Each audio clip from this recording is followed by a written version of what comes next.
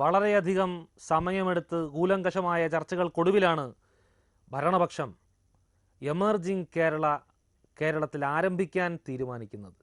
നമ്മുടെ പഞ്ചായത്തിനെ സംബന്ധിച്ചിടത്തോളം ഇതൊരു ചരിത്ര ദിനമാണ്.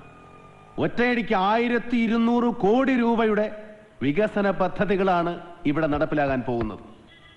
ഇൻഫിനിറ്റി ഇൻകോർപ്പറേറ്ററിന്റെ പ്രോജക്ട് റിപ്പോർട്ട് മെമ്പർമാരെല്ലാം കണ്ടു കാണുമല്ലോ. പ്രസിഡന്റ് ഔദ്യോഗിക ഭാഷ മതിയാക്കാം. നമുക്ക് കാര്യത്തോട്ട് നടക്കാം. നെൽപ്പാടത്ത് തൊട്ടുള്ള കളി തീക്കളിയാ. രാജിച്ച് മറന്ന് നേരാ. ഒറ്റയടിക്ക് 100 ഏക്കറായി ഈ കമ്പനി നികത്താൻ പോകുന്നത്. പ്ലാച്ചിമടയിലെ കോള കമ്പനി പോലെ ഇതൊരു വലിയ പ്രശ്നമായി മാറും. നിർത്തിക്കേ. ഇത്രയും വലിയൊരു പദ്ധതി നടപ്പിലാവണമെങ്കിൽ നമ്മൾ അനുമതി കൊടുത്താൽ മാത്രം മതിയോ? നമ്മളിപ്പോ കൊടുക്കുന്ന എന്തുവാ? വെറും പ്രാഥമിക അംഗീകാരം. 25,000-ലേറെ തൊഴിലവസരങ്ങൾ വരും. പദ്ധതി നടപ്പിലായി കഴിഞ്ഞാൽ പുതിയ റോഡുകൾ വരും, കെട്ടിടങ്ങൾ വരും, ഷോപ്പിംഗ് മാളുകൾ, ഫ്ലാറ്റുകൾ, പഞ്ചായത്തിന്റെ സമഗ്ര വികസനം. ഇനി നമ്മുടെ കാര്യം. ഓരോരുത്തർക്കും 5 ലക്ഷം വീതം കിട്ടും. വൈകുന്നേരം പുതിയ അച്ഛനെ വീട്ടിലെത്തിക്കും. ഇപ്പൊ ഇറങ്ങിപ്പോയില്ലേ പ്രതിപക്ഷം? ഇതേ പങ്ക് അവർക്കും എത്തിക്കുന്നുണ്ട്. ഞങ്ങൾക്ക് ഓരോരുത്തർക്ക് 5 എന്ന് പറയുമ്പോ സത്യം പറ, മൊത്തം എന്തോ തടഞ്ഞു.